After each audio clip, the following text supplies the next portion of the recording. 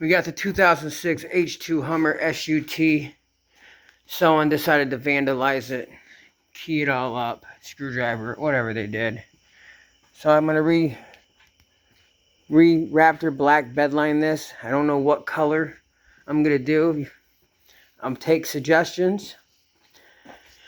My exhaust is leaking. I took off the 37s, put stocks back on while I do this, so I can get new tires.